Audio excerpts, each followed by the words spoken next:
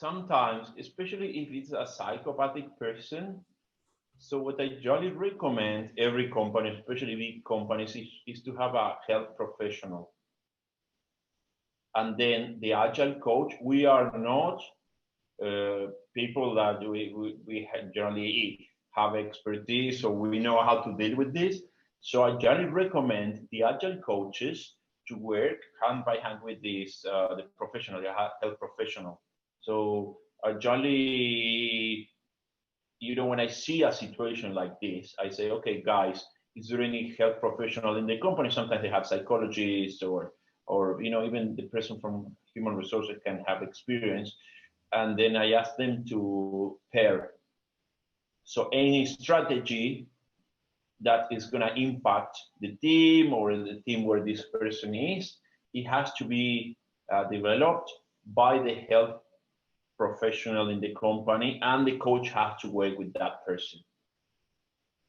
Yeah, I think I agree. I think that's a really important point that you raise, is that an important disclaimer in that it will be unwise and dangerous with a little knowledge to assume that we're able to intervene or provide some kind of support or whatever it might take to be able to resolve the problem. So I think that's a really important disclaimer, an important thing to recognize, definitely.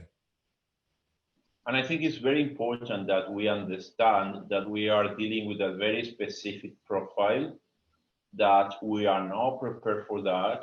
And then also that there are situations where it's very risky to have that person there, like in a retrospective, for example, Scrum Master having a psychopathic or narcissistic person in a retrospective, or in certain key meetings where people generally need to be more vulnerable. And we have to be very careful of what we do with that, with this individual, and then how the processes in the company and how the people around our leadership is going to support, so somehow we are going to be able to recover that organization, increase that organizational health, and people are going to feel confident again. Because this is a serious matter. It's not something that you remove that person from the company and everyone feels fine from one day to another. We are in a company, and then the person, imagine the narcissistic person or the psychopathic person leave the company, then it's going to take some time, and then you need to work with the health professional in order to make sure that they address certain things that are going to happen in this team, these functionalities of confidence, how people are going to feel after, and it's going to take some time, even a few months, until this team is back to normal. Yeah, that's interesting, because that relates to another thought I've got, is that what are the strategies after we've identified someone showing these behaviors? What could be done to support that person and also support the team and organization even before considering them moving on? What strategies exist? Well, you cannot always fire that person. But there are certain things you can do. For example, in a team where you have a narcissistic person, now when I say narcissistic person or psychopathic person, this is different than a toxic person. You can be a toxic person that are all the time complaining, that are all the time, doing something different, and that you do not want to follow the values and principles. But this is a toxic person. As I said before, a psychopathic person is different. Even the brain works in a different way. So the first thing we have to have is clear working agreement in the team.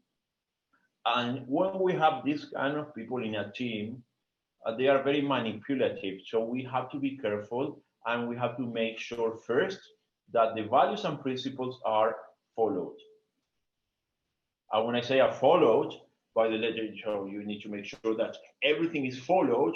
And for example, if they decide, decided that, for example, there is going to be transparency has to be transparency with all the members.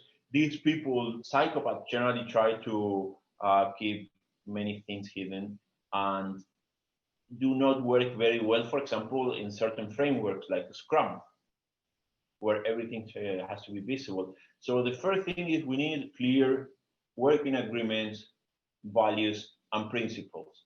The second thing is we need clear leadership in which direction we are going. And also, in many companies, what we can see is that the psychopathic person try to accumulate power in certain ways that are a little bit unfair. So HR people should make sure that all the processes in the company support healthy people. So for example, I'm going to give you a silly example.